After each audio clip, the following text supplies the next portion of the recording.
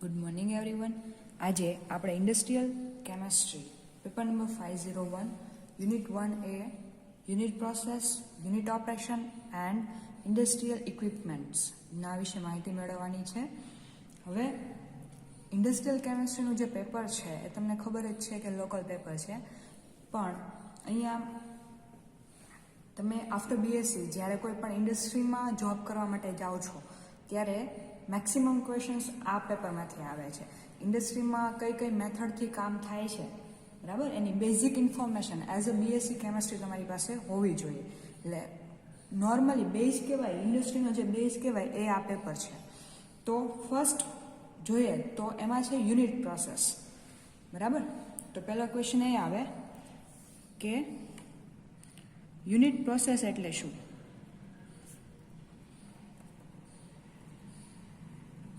બરાબર, આની ડેફિનેશન આપણે જોઈએ તો કોઈ પણ રાસાયણિક પ્રક્રિયા હોય, બરાબર, ઇન્ડસ્ટ્રીમાં કાંઈ પણ કેમિકલની બનાવટ થતી હોય, કાંઈ પણ મેન્યુફેક્ચરિંગ કરતા હોય તો એની અંદર પ્રક્રિયકો અને નિપજ જે મળે છે એની અંદર જે કાંઈ રાસાયણિક ફેરફાર થાય છે એને શું કહેવાય? Unit process. ફરીવાર ડેફિનેશન બોલું છું. કોઈ પણ રાસાયણિક પ્રક્રિયામાં પ્રક્રિયકો અને નિપજોમાં જે રાસાયણિક ફેરફાર થાય છે તેને કહેવાય યુનિટ પ્રોસેસ. એટલે કે સપોઝ કે મિથેન છે, મિથેનનું અણુસૂત્ર જોઈએ તો CH4, બરાબર. આનું આપણે નાઇટ્રેશન કરીએ. નાઇટ્રેશન પ્રોસેસ કોની હાજરીમાં થશે?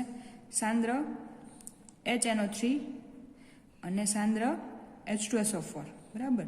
આ બેયની હાજરીમાં નાઇટ્રેશનની પ્રોસેસ કરીએ. આનું શું કર્યું મેં? નાઇટ્રેશન કરીએ તો શું થશે? આમાં નાઇટ્રો ગ્રુપ એક હાઇડ્રોજનનું વિસ્થાપન થશે અને નાઇટ્રોજન એડ થશે, બરાબર. આ નોર્મલી પ્રોસેસ છે. એક હાઇડ્રોજન દૂર થશે અને એની જગ્યાએ નાઇટ્રો સમૂહ આવશે તો આપણને શું મળશે? CH3NO2. આ શું હતું? મિથેન.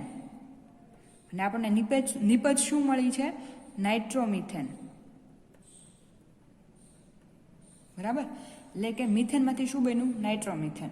હવે અહીંયા કાર્બન સાથે 4 હાઇડ્રોજન જોડાયેલા હતા જે આપણી પ્રક્રિયક હતો, બરાબર. અને નિપજમાં શું મળે છે? પ્રોડક્ટમાં આપણને મળશે કાર્બન સાથે 3 હાઇડ્રોજન અને એક નાઇટ્રો સમૂહ. એટલે કે કેમિકલી આમાં શું થયો? ચેન્જીસ થયો. કોની પ્રેઝન્ટમાં? આપણે નાઇટ્રેશનની પ્રોસેસ આખી કરી, બરાબર. તો એમાં કેમિકલી એટલે કે રાસાયણિક રીતે આમાં ફેરફાર થયો. તો આ પ્રોસેસને શું કહેવાશે? Unit process. એટલે કે પ્રક્રિયક અને નિપજોમાં જે રાસાયણિક ફેરફાર થાય છે એને કહેવાય યુનિટ પ્રોસેસ. તો યુનિટ ઓપરેશન કોને કહેવાશે? તો યુનિટ ઓપરેશન છે એના વિશે આગળ ડિટેલમાં આપણે જોવાનું જ છે, પણ અત્યારે સાથે સાથે તમને ડેફિનેશન આપી દઉં. યુનિટ ઓપરેશન છે એમાં ભૌતિક ફેરફાર થાય, બરાબર. એમાં તમે ડ્રાય કરો છો કે કાંઈ પણ એવી બધી તમે અત્યારે ગ્રેવિમેટ્રીના એના પ્રેક્ટિકલ કરો છો, એમાં અવક્ષેપ જે મળે એને ડ્રાય કરો છો કે બીજી બધી પ્રોસેસ કરો, એ બધી આવે યુનિટ ઓપરેશન. એટલે એમાં ભૌતિક ફેરફાર થાય, બરાબર. માં રાસાયણિક કેમિકલ રિએક્શન થશે નહીં તો એને યુનિટ ઓપરેશન કહેવાય. પણ જે પ્રોસેસની અંદર, જે પ્રક્રિયાની અંદર રાસાયણિક રીતે ફેરફાર થાય પ્રક્રિયક અને નિપજમાં તો એને શું કહેવાય? Unit process. આઈ હોપ કે તમને ડેફિનેશન ક્લિયર હશે. હવે આવી યુનિટ પ્રોસેસના એક્ઝામ્પલ આપણે જોઈએ તો એમાં છે નાઇટ્રેશન, સલ્ફોનેશન, હેલોજિનેશન, એમિશન, બરાબર. આ બધી પ્રક્રિયા છે એ યુનિટ પ્રોસેસની અંદર એના એક્ઝામ્પલમાં આવી શકે છે. અને તમને એક્ઝામમાં 10 માર્કનો ક્વેશ્ચન પૂછવો હોય તો તમને પૂછી શકે યુનિટ પ્રોસેસ એટલે શું અને નાઇટ્રેશન પદ્ધતિ સવિસ્તાર સમજાવો, બરાબર. તો આમાં તમારે નાઇટ્રેશન હોય તો એનું આખું સવિસ્તાર તમારે એનું સમજાવવાનું હોય છે. યુનિટ પ્રોસેસની ડેફિનેશન લખવાની અને નાઇટ્રેશન પદ્ધતિ છે એ સવિસ્તાર સમજાવવાની હોય છે. ફરીવાર યુનિટ પ્રોસેસ કહી દઉં તો કોઈ પણ રાસાયણિક પ્રક્રિયા થતી હોય, ઇન્ડસ્ટ્રી હોય, એમાં જે લોકો જે કેમિકલ બનાવતા હોય, જે કંઈ પ્રોડક્ટ્સ એનું મેન્યુફેક્ચરિંગ કરતા હોય એમાં કેમિકલ રિએક્શન તો થવાની જ છે. તો કોઈ પણ રાસાયણિક પ્રક્રિયાની અંદર પ્રક્રિયક અને નિપજોમાં જે રાસાયણિક ફેરફાર થાય છે, બરાબર, અહીંયા જે કેમિકલી ફેરફાર થાય છે તો એને શું કહેવાય? યુનિટ પ્રોસેસ કહેવાય છે. હવે આ યુનિટ પ્રોસેસનો ઉપયોગ ક્યાં થાય છે? ઇન્ડસ્ટ્રી લેવલે આપણે જોઈએ તો ફર્સ્ટ તો યુનિટ પ્રોસેસ છે કોઈ કંપની ઊભી કરે છે, બરાબર. કોઈને નવી કંપની બનાવવી છે, નવી સ્ટાર્ટઅપ કરવું છે તો એ પહેલાં શું વિચારશે કે એને પ્રોડક્શન શું કરવું છે, બરાબર. તો એમાં કઈ કઈ કેમિકલ રિએક્શન થશે એ બધું જોઈએ. એટલે કે પ્રક્રિયકો અને નિપજની બનાવટમાં અને એના શુદ્ધિકરણ માટે. કોઈ પણ નિપજ બની છે તો એમાં કેમિકલ કયું યુઝ થયેલું છે, કઈ વસ્તુ છે, તો એના શુદ્ધિકરણ એ પ્રમાણે એમાં એડિશન ને એવું બધું ઇમ્પ્યુરિટી દૂર કરવા માટે એડિશન કરી શકે. તો આ યુનિટ પ્રોસેસ છે એનો ઉપયોગ ક્યાં થાય છે? તો પ્રક્રિયક અને નિપજની બનાવટમાં અને નિપજના શુદ્ધિકરણ માટે યુનિટ પ્રોસેસ ઔદ્યોગિક એકમોમાં એટલે કે ઇન્ડસ્ટ્રી લેવલે વપરાય છે. બરાબર, તો આ ફર્સ્ટ ક્વેશ્ચન થયો. એના પછી આવે છે નાઇટ્રેશન. બરાબર, આ ક્વેશ્ચન સૌથી મોટો છે, એક્ઝામમાં પૂછી શકે છે. નાઇટ્રેશન પદ્ધતિ સવિસ્તાર સમજાવો. હવે નાઇટ્રેશન પહેલા જોઈએ. હવે આવા જ્યારે ક્વેશ્ચન્સ તમને એક્ઝામમાં પૂછે, આ યુનિટમાં એક આપણે જોઈએ તો સરળ રીતે હું તમને શીખવાડું તો ફ્લોશીટ ડાયાગ્રામ. ફ્લોશીટ આવડતી હશે તો તમે આખો ક્વેશ્ચન 10 માર્કનો ઇઝીલી અટેમ્પ્ટ કરી શકશો. બરાબર, અને એક ડેફિનેશન આવડે. તમને એમ પૂછ્યું કે યુનિટ પ્રોસેસ એટલે શું અને નાઇટ્રેશન પદ્ધતિ સવિસ્તાર સમજાવો. તો આની ડેફિનેશન આવડતી હોય યુનિટ પ્રોસેસની, અને નાઇટ્રેશનનો ખાલી તમને ફ્લોશીટ ડાયાગ્રામ જો વ્યવસ્થિત આવડતો હોય તો આખો ક્વેશ્ચન તમે વ્યવસ્થિત પૂરા માર્ક્સ સાથે અટેમ્પ્ટ કરી શકો છો. એટલે કોઈ પણ જેટલી રિએક્શન આમાં આવશે એ બધાના ફ્લોશીટ ડાયાગ્રામ વ્યવસ્થિત તૈયાર કરજો. એના ઉપરથી તમારે એમાં કઈ કઈ જરૂરિયાત છે, કયા કયા સાધનો વપરાય છે, એ બધું તમે લખી શકો છો. બરાબર, તો પહેલાં નાઇટ્રેશન આપણે લખીએ તો પહેલાં નાઇટ્રેશન કોને કહેવાય, ત્યાંથી પ્રશ્ન શરૂ થાય. તો નાઇટ્રેશન પદ્ધતિ જોઈએ તો એરોમેટિક અથવા તો એલિફેટિક. એરોમેટિક એટલે કે રિંગ સ્ટ્રક્ચર ધરાવતા હોય એવા, અને એલિફેટિક એટલે મિથેન ઇથેન જેવા હોય. બરાબર, જેનું રિંગ સ્ટ્રક્ચર ન હોય એને એલિફેટિક હાઇડ્રોકાર્બન કહેવાય. એટલે કે એલિફેટિક અથવા તો એરોમેટિક હાઇડ્રોકાર્બનમાં નાઇટ્રો સમૂહ, કયો સમૂહ? નાઇટ્રો સમૂહ, NO2 સમૂહ દાખલ કરવાની જે પદ્ધતિ છે એને શું કહેવાય? નાઇટ્રેશન. બરાબર, ફરીવાર કહું છું, એરોમેટિક અથવા તો એલિફેટિક હાઇડ્રોકાર્બનમાં NO2 સમૂહ એટલે કે નાઇટ્રો સમૂહ જે દાખલ કરવાની પદ્ધતિ છે એને કહેવાય નાઇટ્રેશન પદ્ધતિ. આ પ્રક્રિયામાં છે, આ પ્રક્રિયા દ્વારા તમે એક NO2 સમૂહ પણ દાખલ કરી શકો અને એક કરતાં વધારે નાઇટ્રો સમૂહ પણ તમે દાખલ કરી શકો છો. બરાબર, હવે આનું આપણે જોઈએ ફ્લોશીટ ડાયાગ્રામ. નાઇટ્રો સમૂહ દાખલ કરવા માટે આપણે શેની જરૂર પડે?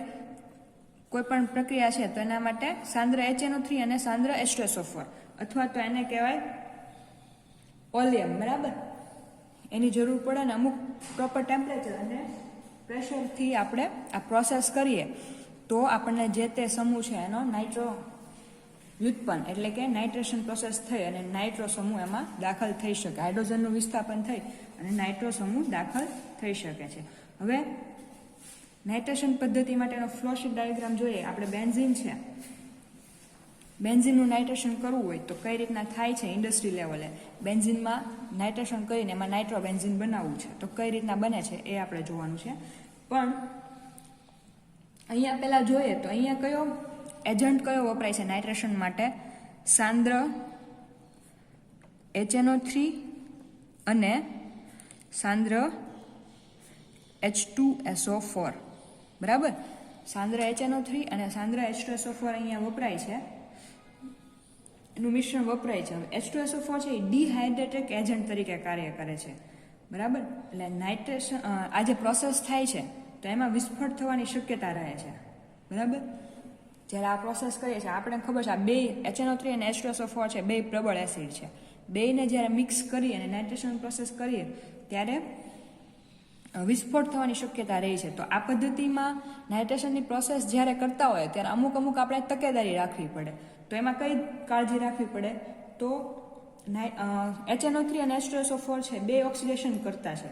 બરાબર, એટલે એના કારણે શું થશે કે જે રિએક્શન તમે કરો છો એ વેસલ જે છે તમારું જે વાસણ હશે, પાત્ર હશે, એનું તાપમાન વધી જશે.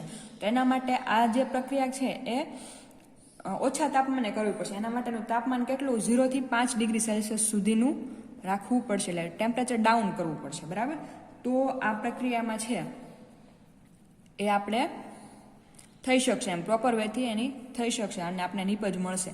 જો આ તાપમાન આપણે ડાઉન નહીં લઈ જઈએ તો આ પ્રક્રિયામાં વિસ્ફોટ થવાની શક્યતા રહી છે. બરાબર, એટલે અહીંયા જ્યારે નાઇટ્રેશનની પ્રોસેસ કરવામાં આવે ત્યારે 0 થી 5 ડિગ્રી સેલ્સિયસ જેટલું લો ટેમ્પરેચર રાખવામાં આવે છે.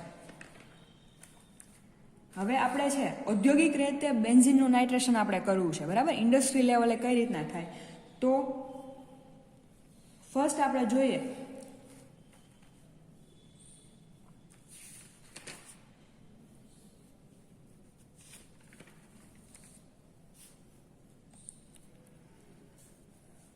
સોરી, અહીંયા ટેમ્પરેચર આપણું હશે 40 થી 45 ડિગ્રી સેલ્સિયસ.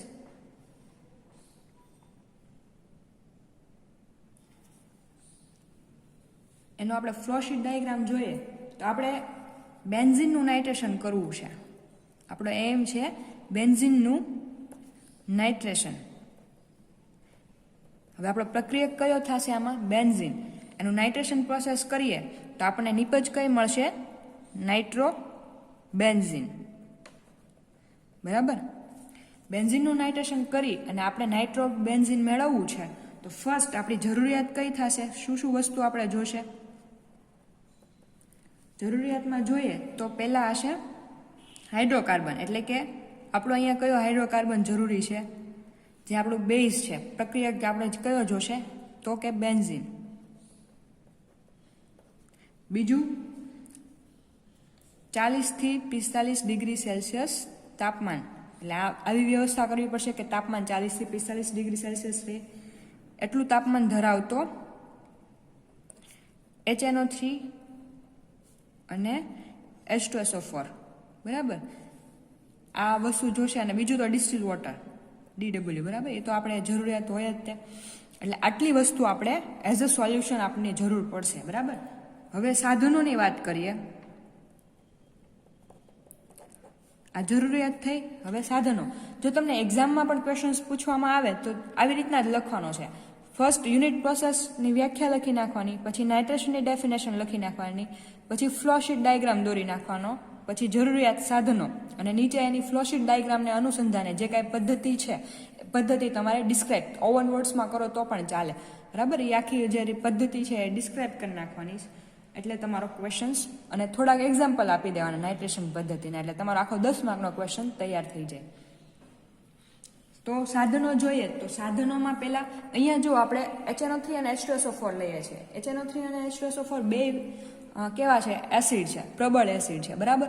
તો આપણે જે પાત્ર લઈએ એ કેવું હોવું જોઈએ? એસિડ પ્રૂફ હોવું જોઈએ. જો એસિડ પ્રૂફ વેસલ નહીં હોય તો એમાં નુકસાન થશે અને આપણને પ્રોપર રિએક્શન મળશે નહીં. તો આપણે અહીંયા પહેલાં જે વેસલ લઈએ એ કેવું લેવું પડશે? એસિડ પ્રૂફ વેસલ, એટલે કે જે પાત્ર લઈએ છીએ જેમાં આપણે બેન્ઝિન ને આ બધાનું મિક્સર નાખવાના છીએ એ કેવું હોવું જોઈએ? Acid proof vessel. બીજું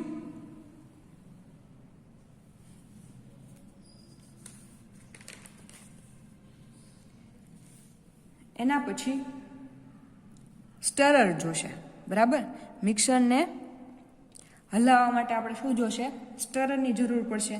તાપમાન કેટલું છે એ ધ્યાન રાખવા માટે થર્મોમીટર જોશે, કારણ કે આપણે જોઈએ છીએ કે આ રિએક્શન છે ઔદ્યોગિક એકમોમાં જે કાંઈ પ્રોડક્ટ્સ બને છે એ પ્રોપર ટેમ્પરેચર અને પ્રોપર પ્રેશર હશે તો જ તમને પ્રોપર નિપજ મળશે, બરાબર. અને ઇન્ડસ્ટ્રીવાળાની એવી ઈચ્છા હોય કે મેક્સિમમ પ્રોડક્ટ્સ મળે, એમ પ્રોડક્ટ્સની જે ટકાવારી છે એ વધારેમાં વધારે પ્રમાણ મળે. તો એના માટેનું એ લોકો તકેદારી ખાસ રાખતા હોય કે તાપમાન અને દબાણને જે કાંઈ બીજા ફેક્ટર અફેક્ટ કરતા હોય એના ઉપર ઇફેક્ટ કરતા હોય એ પ્રોપર હોય. તો અહીંયા આપણે થર્મોમીટર જોશે ટેમ્પરેચર મેઝર કરવા માટે. એના પછી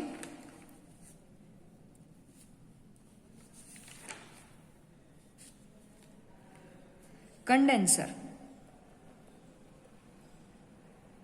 બરાબર.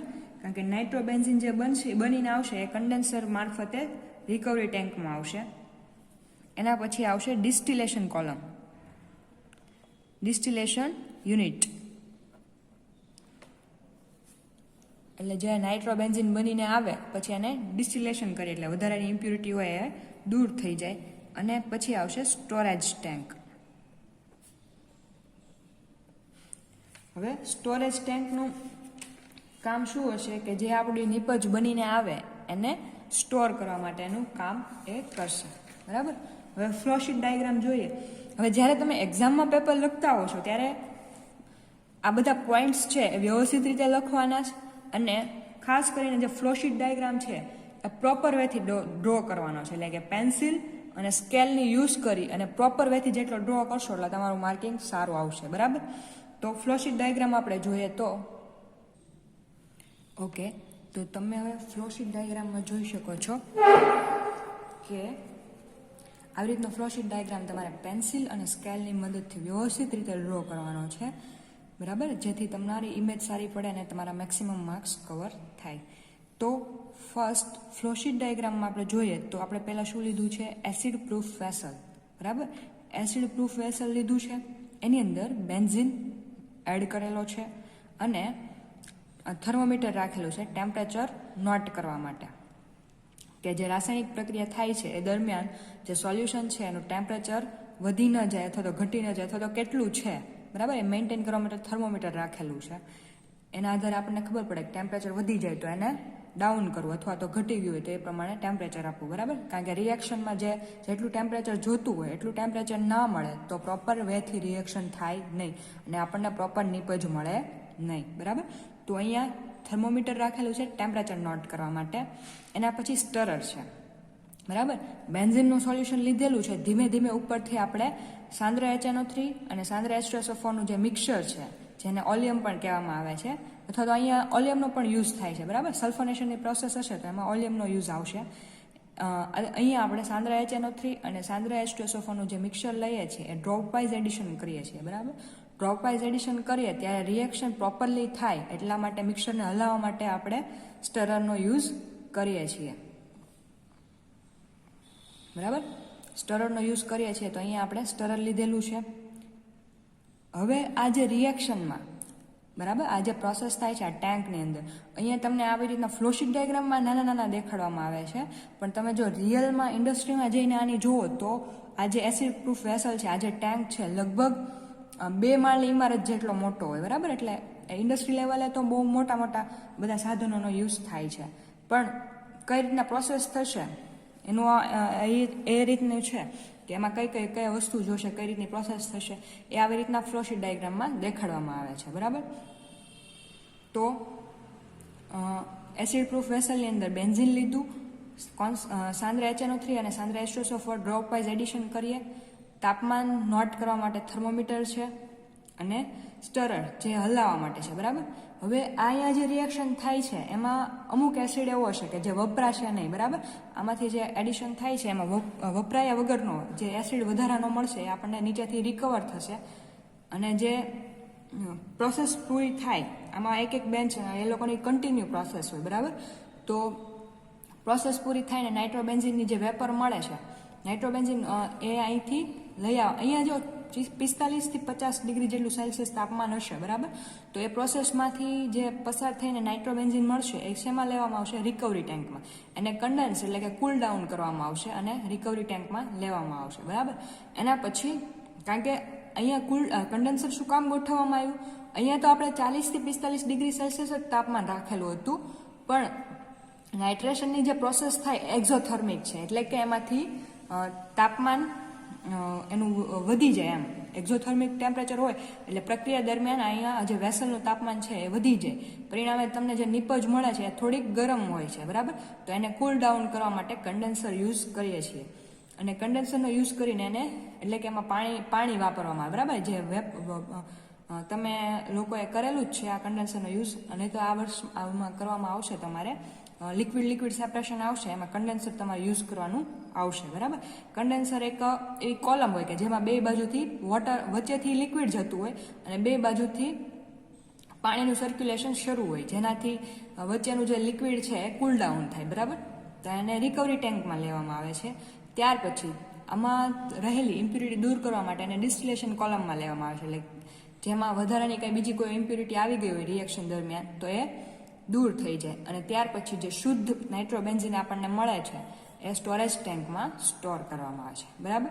ફરીવાર તમને કહી દઉં તો આપણે એક એસિડ પ્રૂફ વેસલ લીધું છે, એની અંદર ફર્સ્ટ બેન્ઝિન લીધું છે અને એના અંદર ડ્રોપ વાઇઝ કોન્સન્ટ્રેટેડ HNO3 અને concentrated H2SO4 drop wise addition કર્યું છે. સ્ટરર છે હલાવવા માટે, થર્મોમીટર ટેમ્પરેચર નોટ કરવા માટે છે, વધારાનો એસિડ છે અહીંથી રિકવર થાય છે, રિમૂવ થાય છે હવે અહીંયા જે નાઇટ્રોબેન્ઝિન મળે એને કન્ડેન્સરમાં કુલ ડાઉન કરવામાં આવે છે, રિકવરી ટેન્કમાં લેવામાં આવે છે. ત્યાર પછી ડિસ્ટિલેશન કોલમમાં એનું ડિસ્ટિલેશન થાય છે, એટલે કે વધારાની ઇમ્પ્યુરિટી એમાં જે કોઈ પણ આવી ગયું હોય એ દૂર થાય છે. અને ત્યાર પછી શુદ્ધ નાઇટ્રોબેન્ઝિન સ્ટોરેજ ટેન્કમાં સ્ટોર કરવામાં આવે છે. બરાબર. તો આ થયું નાઇટ્રેશન પ્રોસેસ બેન્ઝિનની. આવી રીતના બેન્ઝિનમાંથી આપણે નાઇટ્રોબેન્ઝિન મેળવીએ છીએ. બરાબર. તો તમારે જ્યારે એક્ઝામમાં નાઇટ્રેશન પ્રોસેસ આખી પૂછવામાં આવે કે બેન્ઝિનમાંથી નાઇટ્રોબેન્ઝિન મેળવવાની નાઇટ્રેશન પદ્ધતિ સવિસ્તાર સમજાવો, તો ત્યારે તમારે નાઇટ્રેશન એટલે શું,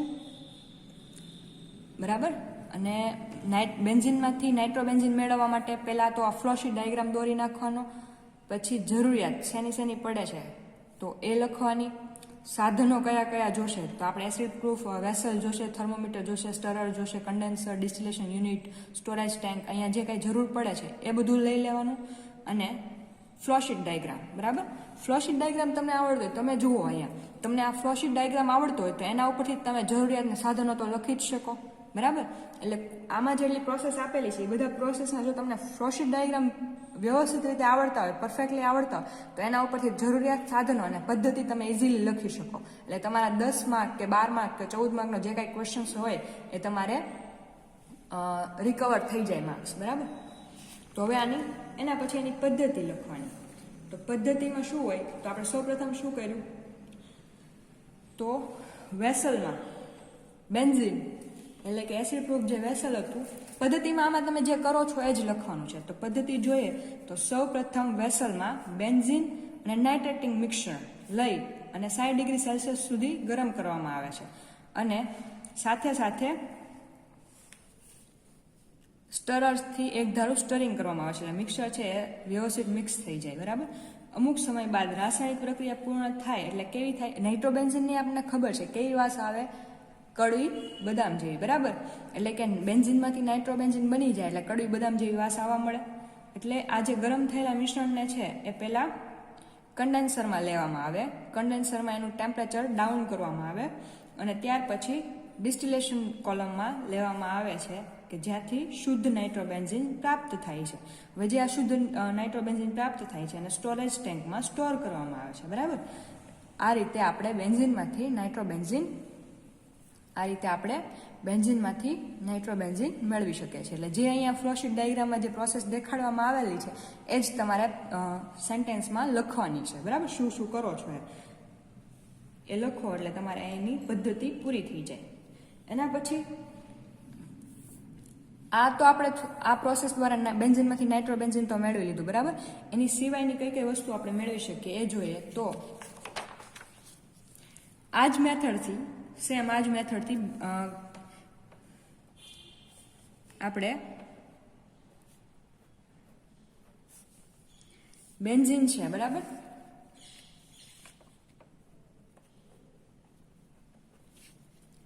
બેન્ઝિન છે એનું કયો નાઇટ્રેટિંગ એજન્ટ આપણે અહીંયા વાપરીએ છીએ તો concentrated HNO3 plus concentrated H2SO4. બરાબર. HNO3 અને H2SO4 યુઝ કરીએ છીએ. 60 ડિગ્રીથી 70 ડિગ્રી સેલ્સિયસ જેટલું ટેમ્પરેચર રાખીએ છીએ પ્રોસેસ માટે. તો આપણને શું મળે છે,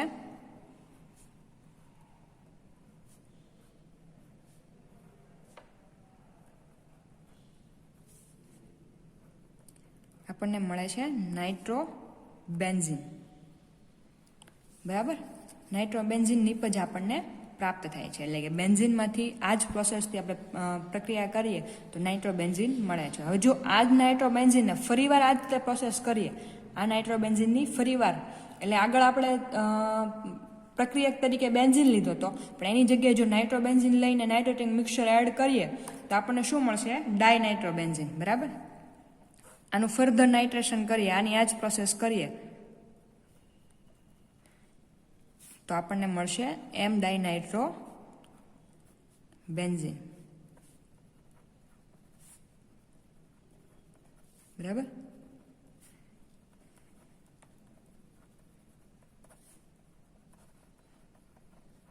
એટલે કે અહીંયા જે હાઇડ્રોજન હોય અહીંયા બેન્ઝિનમાં શું થયું, અહીંથી એક હાઇડ્રોજન રિમૂવ થઈને અહીંયા નાઇટ્રો સમૂહ દાખલ થયો. એવી જ રીતના અહીંયા ફર્ધર નાઇટ્રેશન કરીએ તો અહીંયા મેટાસ્થાનમાં જે કાર્બન રહેલો છે એનો જે હાઇડ્રોજન હોય એ રિમૂવ થઈને ત્યાં પણ એક નાઇટ્રો સમૂહ દાખલ થશે, એટલે આપણને મળશે એમ ડાઇનાઇટ્રો બેન્ઝિન. આની પજ મળશે. બરાબર. આવી રીતના કોઈ પણ પ્રોડક્ટનું આપણે નાઇટ્રેશન કરી શકીએ. તો આમાં પછી તમે પદ્ધતિ લખાઈ જાય એના પછી આના નાઇટ્રેશનના 2-3 ઉદાહરણ લખી શકો છો. એક તો આ છે કે બેન્ઝિનનું માંથી નાઇટ્રોબેન્ઝિન મળે અને નાઇટ્રોબેન્ઝિનમાંથી એમ ડાઇનાઇટ્રોબેન્ઝિન મળે. બીજી રિએક્શન આપણે જોઈએ તો બીજું આ ફર્સ્ટ એક્ઝામ્પલ. સેકન્ડ એક્ઝામ્પલ જોઈએ તો ટોલ્યુઇન.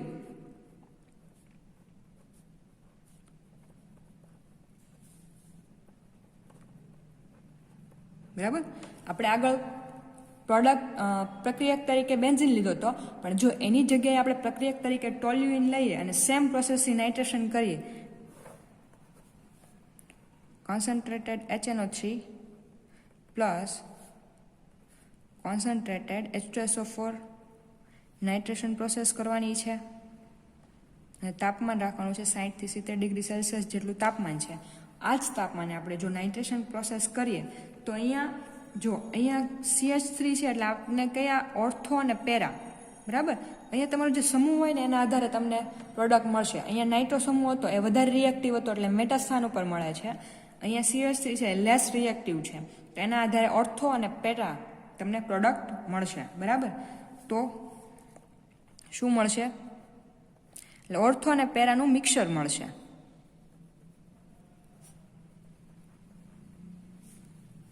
આ જે મળે છે ortho nitro toluene plus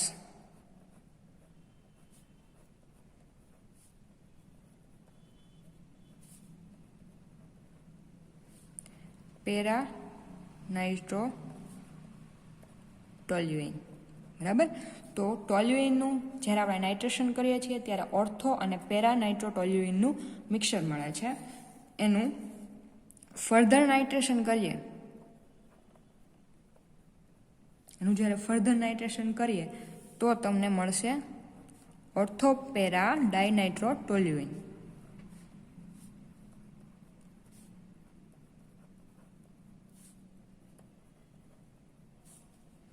ortho para dinitro toluene. બરાબર. સેમ આ જ પ્રોસેસથી નાઇટ્રેશન કરવાનું છે. પ્રક્રિયક તરીકે આ મિક્સરને લઈ લેવાનું છે. બરાબર. એટલે આપણને ઓર્થોપેરા ડાઇનાઇટ્રો ટોલ્યુઇન નિપજ મળે. થર્ડ એક્ઝામ્પલ જોઈએ તો ક્લોરોબેન્ઝિન. પ્રક્રિયક તરીકે હવે અહીંયા શું લેવાનું છે? એરોમેટિક હાઇડ્રોકાર્બન આપણે કયો લેશું? તો કે ક્લોરોબેન્ઝિન.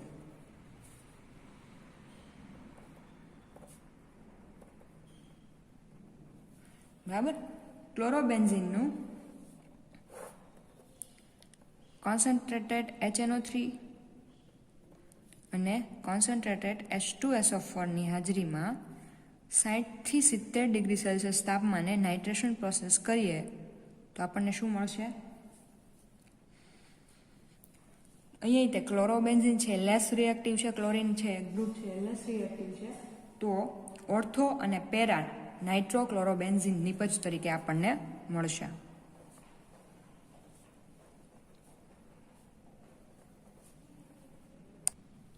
બરાબર. તો ક્લોરોબેન્ઝિનનું જ્યારે આપણે નાઇટ્રેશન કરીએ તો આપણને શું મળશે? ઓર્થો નાઇટ્રો ક્લોરોબેન્ઝિન અને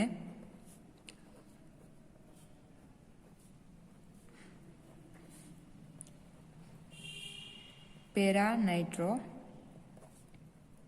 ક્લોરોબેન્ઝિન. આનું ફર્ધર નાઇટ્રેશન કરીએ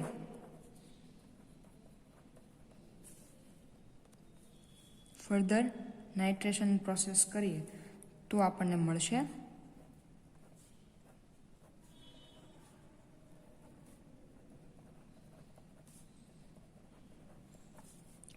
ઓર્થો પેરા ડાઇનાઇટ્રો ક્લોરોબેન્ઝિન. બરાબર. તો આવી રીતના તમારે પ્રોસેસ આખી ડિસ્ક્રાઇબ કરવાની અને 2-3 એના ઉદાહરણ લખી નાખવાના. બરાબર. ફોર્થ એક્ઝામ્પલ જોઈએ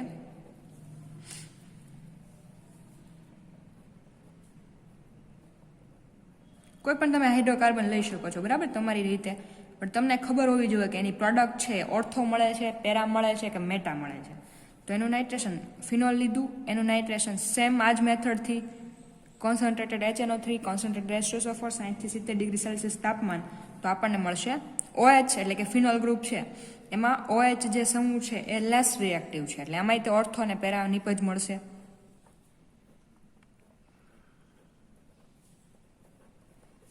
અહીંયા નાઇટ્રો સમૂહ જોડાશે એટલે મળશે ઓર્થો નાઇટ્રો ફિનોલ અને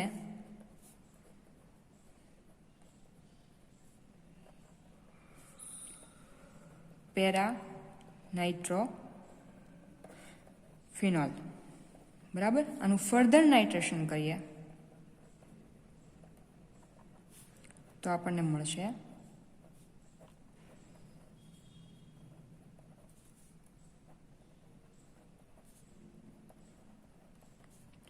ઓર્થોપેરા ડાયનાઇટ્રો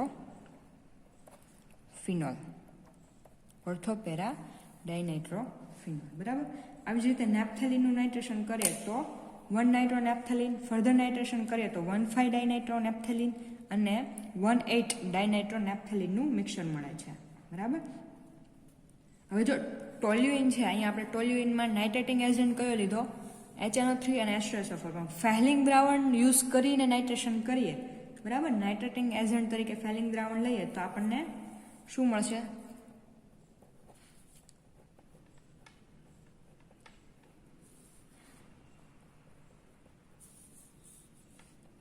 ટોલ્યુઇન છે, બરાબર, એનું ફેહલિંગ દ્રાવણ યુઝ કરીને નાઇટ્રેશન કરીએ, પ્રોસેસ નાઇટ્રેશનની જ કરવાની છે પણ યુઝ કોનો કરવાનો છે? નાઇટ્રેટિંગ એજન્ટ તરીકે ફેહલિંગ દ્રાવણ, તો આપણને મળશે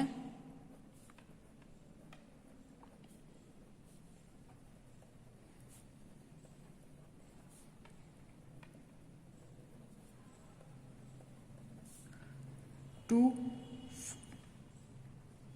4,6 ટ્રાઇનાઇટ્રો ટોલ્યુઇન. શું મળે? 2,4,6 ટ્રાઇનાઇટ્રો ટોલ્યુઇન, જેને TNT પણ કહેવામાં આવે છે. અને જે પરમાણુ બોમ્બ ને એ બધું તમે જુઓ છો, બરાબર, એની બનાવટમાં, એટલે કે જે બોમ્બ ને બધું વપરાય છે એમાં આ યુઝ થાય છે. એની બનાવટની અંદર TNT, એટલે કે આ એક વિસ્ફોટક પદાર્થ છે, બરાબર. TNT જે છે બહુ ખાસ ઘાતક વિસ્ફોટક પદાર્થ છે. એનું ફેહલિંગ દ્રાવણથી નાઇટ્રેશન કરીએ તો આપણે TNT મળે છે. તો આ થઈ નાઇટ્રેશન પ્રોસેસ, બરાબર. આ રીતે તમે ગમે એટલે એક્ઝામ્પલ તમારી રીતે લખી શકો છો, જેના આધારે તમને માર્કિંગ મળશે. ફરી વાર કહી દઉં, હવે તમારી એક્ઝામમાં છે આ ક્વેશ્ચન્સ જ આવવાનો છે. હું તમને જેટલા ક્વેશ્ચન કરાવું, બરાબર, આઈસીનું 50 માર્કનું પેપર હશે. તમારે કેટલા માર્ક્સનું હશે? 50 માર્કનું પેપર હશે, બરાબર. ટોટલ માર્ક્સ 50 હશે. એ 50 માર્કથી તમારે 50માંથી જેટલા માર્ક્સ આવશે એના આધારે તમારે ઇન્ટરનલ અને એક્સટર્નલ માર્ક્સ થશે, બરાબર. તો હું તમને જે 5 ક્વેશ્ચન્સ આપું છું એ તમારે પરફેક્ટલી તૈયાર કરી નાખવાના છે. તમારે એક્ઝામમાં પણ એક ક્વેશ્ચન્સ હશે અને એમાંથી મેક્સિમમ માર્ક્સ કવર કરજો, કારણ કે એના જ આધારે તમારે 70 અને 30નો રેશિયો બની આ 50માંથી તમારે જેટલા માર્ક્સ આવશે, માનો કે કોઈને 40 માર્ક્સ આવ્યા તો એમાંથી તે 70માંથી અને 30માંથી, એટલે કે ઇન્ટરનલ અને એક્સટર્નલના માર્ક્સ મુકાશે, બરાબર. 50માંથી 40 આવ્યા તો એનો રેશિયો બનાવવામાં આવશે અને 70 અને 30માં રેશિયો કાઢવામાં આવશે. એટલે કે આઈસીના પેપરમાં જો તમારે આમાં જેટલા માર્ક્સ આવશે એના આધારે જ તમે ઇન્ટરનલ અને એક્સટર્નલમાં પાસ થશો. જો આમાં ઓછા માર્ક્સ આવશે તો તમે ઇન્ટરનલમાં ફેલ થવાની પણ શક્યતા છે, બરાબર. ફરીવાર તમારે એક્ઝામ આપવી પડશે. તો આ પેપરના વર્કલોડ હું તમારો ઓછો કરું છું. ખાલી તમારે 5 ક્વેશ્ચન જ તૈયાર કરવાના છે, તો વ્યવસ્થિત રીતે તૈયારી કરજો, બરાબર. અને એનું 5 ક્વેશ્ચનનું મટીરિયલ પણ તમને અવેલેબલ હશે, તમને આપી દઈશ. તો અત્યારે આ ફર્સ્ટ ક્વેશ્ચન જે મેં કરાયો છે, ફર્સ્ટ તો આપણે શું જોઈ? યુનિટ પ્રોસેસ એટલે શું? યુનિટ પ્રોસેસની ડેફિનેશન, બરાબર. તો કે રાસાયણિક પ્રક્રિયામાં પ્રક્રિયકો અને નિપજ, એમાં જે રાસાયણિક ફેરફાર થાય છે એને શું કહેવાય? Unit process. એમાં કઈ કઈ યુનિટ પ્રોસેસ આવે એક્ઝામ્પલ જોઈએ તો સલ્ફોનેશન છે, નાઇટ્રેશન છે, હેલોજિનેશન છે, આ બધી એમાં યુનિટ પ્રોસેસના એક્ઝામ્પલ તમે આપી શકો, બરાબર. એના પછીનું છે નાઇટ્રેશન. તો નાઇટ્રેશન કોને કહેવાય? તો નાઇટ્રો સમૂહ જે દાખલ કરવાની પદ્ધતિ છે, એટલે કે હાઇડ્રોજનનું વિસ્થાપન કરી અથવા તો બીજો કોઈ ગ્રુપ હોય અથવા તો એલિમેન્ટ હોય એનું વિસ્થાપન કરીને ત્યાં કયો સમૂહ દાખલ કરવાનો? NO2, એટલે કે નાઇટ્રો સમૂહ જે દાખલ કરીએ છીએ તો એને કહેવાય નાઇટ્રેશન પ્રોસેસ, બરાબર.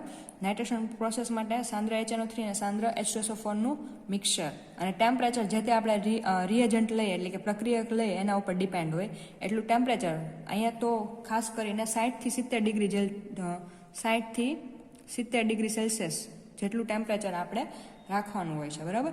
એટલા ટેમ્પરેચરે આ પ્રોસેસ થાય છે અને આપણને નિપજ મળે છે. અને એક્ઝામમાં તમને કયો ક્વેશ્ચન પૂછે છે? બેન્ઝિનનું નાઇટ્રેશન કરી અને નાઇટ્રોબેન્ઝિન બનાવવાની મેથડ. તો ખાસ તમારે ફ્લોશીટ ડાયાગ્રામ યાદ રાખવાનો છે.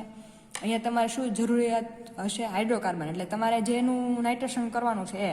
અહીંયા આપણે બેન્ઝિનની જરૂર છે, તો બેન્ઝિન ટેમ્પરેચરવાળો આટલા ટેમ્પરેચર ધરાવતો HNO3 અને H2SO4 નું મિક્સર DW, એટલે તમારે જે સોલ્યુશન જરૂર પડે એ જરૂરિયાતમાં આવશે, બરાબર. જે તે સોલ્યુશનની જરૂર પડશે એ અહીંયા જરૂરિયાતમાં આવશે.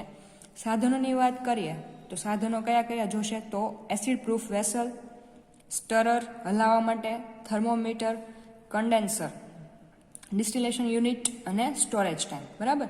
એ તમે ફ્લોશીટ ડાયાગ્રામ આવડતો હોય તો એના આધારે આ બધું લખી શકો છો. ફર્સ્ટ આપણે શું કર્યું? તો એસિડ પ્રૂફ વેસલ લઈએ છીએ, એની અંદર બેન્ઝિનનું દ્રાવણ નાખેલું છે, નાઇટ્રેટિંગ મિક્સર ધીમે ધીમે એડ કરીએ છીએ, થર્મોમીટરથી ટેમ્પરેચર મેન્ટેન કરીએ છીએ, સ્ટરરથી હલાવીએ છીએ એટલે કે વ્યવસ્થિત રીતે મિક્સ થઈ જાય, વધારાનો એસિડ છે અહીંથી રિમૂવ કરીએ છીએ અને અહીંયા જે સોલ્યુશન એટલે નાઇટ્રોબેન્ઝિન બને તો એની કેવી વાસ આવશે? કડવી બદામ જેવી વાસ આવે છે, બરાબર. તો એટલે કે નાઇટ્રોબેન્ઝિન બની જાય એને આપણે કન્ડેન્સરમાં લઈએ એટલે કુલ ડાઉન કરીએ, રિકવરી ટેન્કમાં લઈએ. એના પછી એની અંદર જે કાંઈ ઇમ્પ્યુરિટી હશે એ રિમૂવ કરવા માટે એને ડિસ્ટિલેશન કોલમમાં લેશું.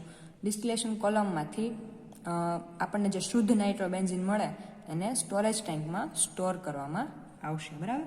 તો આ થઈ નાઇટ્રેશન પ્રોસેસ. આ ક્વેશ્ચન્સ છે એ તમારે એક્ઝામમાં 10 માર્કમાં પૂછાશે કે યુનિટ પ્રોસેસ એટલે શું, બરાબર. યુનિટ પ્રોસેસ એટલે શું અને નાઇટ્રેશન બેન્ઝિન ઔદ્યોગિક રીતે બેન્ઝિન મેળવવાની નાઇટ્રેશન પદ્ધતિ સવિસ્તાર સમજાવો. તો એમાં તમારે આટલું લખવાનું છે અને એની પછી આપણે એક્ઝામ્પલ જોયા હતા, બરાબર. રિએક્શન કઈ થાય? તમને એમ પૂછાય કે બેન્ઝિનમાંથી નાઇટ્રોબેન્ઝિન મેળવવાની, તો તમારે એની પ્રક્રિયા લખી નાખવાની કે બેન્ઝિન લીધું, એનું સાંદ્ર HNO3 અને સાંદ્ર H2SO4 સાથે 60 થી 70 ડિગ્રી સેલ્સિયસ તાપમાને ગરમ કરો તો શું મળે છે? નાઇટ્રોબેન્ઝિન. આ રિએક્શન એક લખી નાખવાની, બરાબર. અને આખું પદ્ધતિ વર્ણન કરી નાખવાનું એટલે તમારે એના માર્ક્સ મળી જાય, બરાબર. અને આના નાઇટ્રેશન પદ્ધતિના બીજા 2-3 એક્ઝામ્પલ લખી નાખવાનું. તો એનું નાઇટ્રેશન કરો એટલે તમને વધારે નાઇટ્રેશન કરો તો M-ડાયનાઇટ્રોબેન્ઝિન મળે છે. ટોલ્યુઇનનું સેમ આ મેથડથી નાઇટ્રેશન કરીએ તો આ લેસ રિએક્ટિવ છે તો ઓર્થો અને પેરાનાઇટ્રોટોલ્યુઇન મળે છે. ફર્ધર નાઇટ્રેશન કરીએ તો ઓર્થો પેરાડાયનાઇટ્રોટોલ્યુઇન મળે છે. એવી રીતના ક્લોરોબેન્ઝિન લઈએ, કોઈ પણ અહીંયા હાઇડ્રોકાર્બન તમે લઈ શકો, એના આધારે તમારી નિપજ મળે છે. ક્લોરોબેન્ઝિન લઈએ તો ઓર્થો નાઇટ્રોક્લોરોબેન્ઝિન અને પેરાનાઇટ્રોક્લોરોબેન્ઝિન મળે છે. ફર્ધર નાઇટ્રેશન કરીએ તો ઓર્થો પેરાડાયનાઇટ્રોક્લોરોબેન્ઝિન મળે છે. ફિનોલ લીધું તો એનું નાઇટ્રેશન કરીએ તો ઓર્થો નાઇટ્રોફિનોલ અને પેરાનાઇટ્રોફિનોલ મળે છે. ફર્ધર નાઇટ્રેશન કરીએ તો ઓર્થો પેરા ડાયનાઇટ્રોફિનોલ મળે છે, બરાબર. હવે ટોલ્યુઇન છે એનું ફેલિંગ દ્રાવણથી નાઇટ્રેશન કરીએ તો આપણે TNT એટલે કે 2,4,6 ટ્રાઇનાઇટ્રોટોલ્યુઇન નિપજ મળે છે, બરાબર. આવા બધા એક્ઝામ્પલ તમે નાઇટ્રેશન પ્રોસેસના લખી શકો છો. સેકન્ડ ક્વેશ્ચન્સ તમને પૂછવામાં આવશે. ક્વેશ્ચન્સ હશે. ફર્સ્ટ ક્વેશ્ચન હતો યુનિટ પ્રોસેસ એટલે શું અને નાઇટ્રોબેન્ઝિનનું ઔદ્યોગિક ઉત્પાદન નાઇટ્રેશન પદ્ધતિ સવિસ્તાર સમજાવવું, બરાબર. એ તમને સમજાવ્યું. એના પછી સેકન્ડ ક્વેશ્ચન હશે ફિનોપ્થેલિન, જે તમે લેબમાં યુઝ કરો છો. ફિનોપ્થેલિન ડાયનું બંધારણ, બનાવટ અને ઉપયોગ સમજાવો, બરાબર. ફિનોપ્થેલિનનું બંધારણ, બનાવટ અને ઉપયોગ સમજાવો, બરાબર. તો ફિનોપ્થેલિન આપણે લઈએ તો ફિનોપ્થેલિનનું ફર્સ્ટ આન્સર તમે લખો તો એનું પેલું સ્ટ્રક્ચર કઈ રીતનું હોય છે એ જોઈએ તો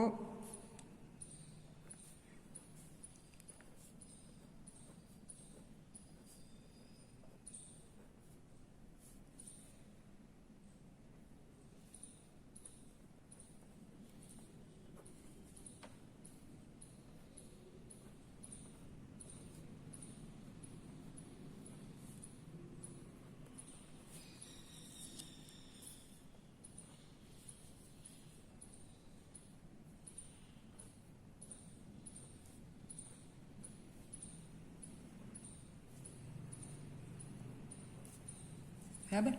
આ રીતના ફિનોપ્થેલિનનું સ્ટ્રક્ચર હોય છે. હવે આવી રીતના જે આપણે લેબોરેટરીમાં તમે ફિનોપ્થેલિન યુઝ કરો છો એનું સ્ટ્રક્ચર આ રીતના હોય છે. તો એનું બનાવટ આપણે જોઈએ તો કઈ રીતના બનશે. બનાવટ માટે સૌપ્રથમ 2 ફિનોલના મોલેક્યુલ લેવામાં આવશે.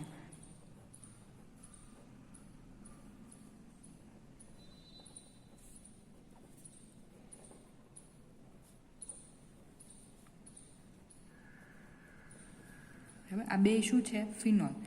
અલગ અલગ એટલા માટે લખ્યા કે તમને રિએક્શન સમજવામાં ઇઝી પડે. અને એની સાથે થેલિક એનહાઇડ્રાઇડ.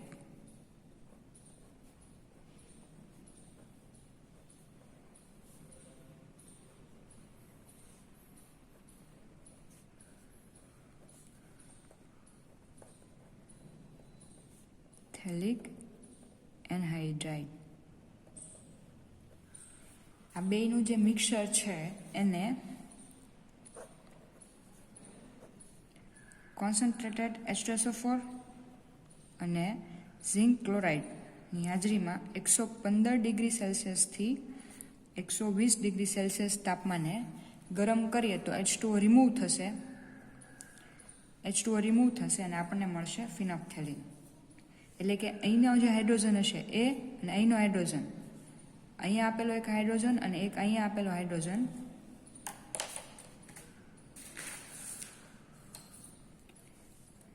અહીંયા જે ફિનોપ્થેલિન છે એનો હાઇડ્રોજન ને અહીંયા એક જે કાર્બન સાથે હાઇડ્રોજન હશે એ અહીંના ઓક્સિજન સાથે દૂર થશે.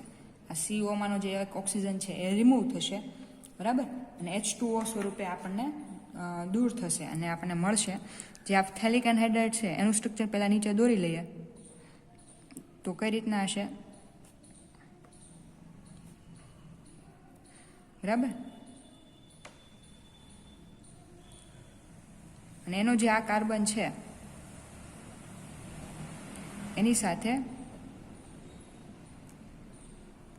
ફિનોપ્થેલિનની રિંગ જોડાઈ જશે.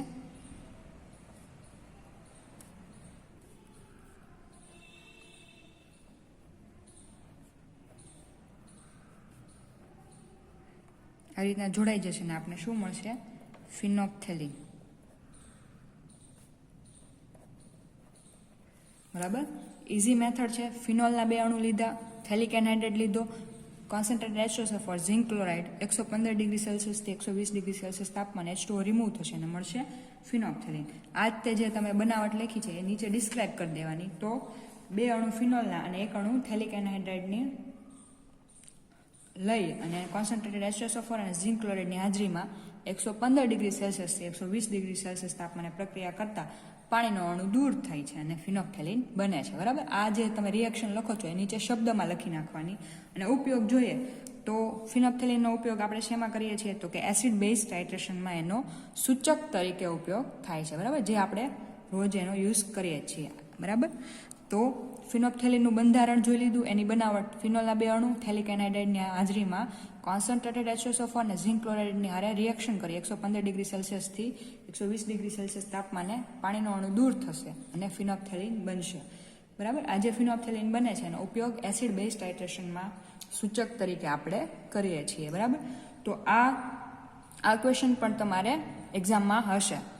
તો આ મેથડ, બંધારણ, બનાવટ અને પદ્ધતિ લખવાની છે અને છેલ્લે એનો ઉપયોગ લખવાનો છે, બરાબર. આટલું લખો એટલે તમને 10 માર્ક્સ મળશે. તો તમને આજે મેં 2 ક્વેશ્ચન્સ કીધા એ 2 ક્વેશ્ચન IMP છે અને તમારા એ પેપરમાં હશે, બરાબર. તો વ્યવસ્થિત રીતે તૈયારી કરી રાખજો. Thank you.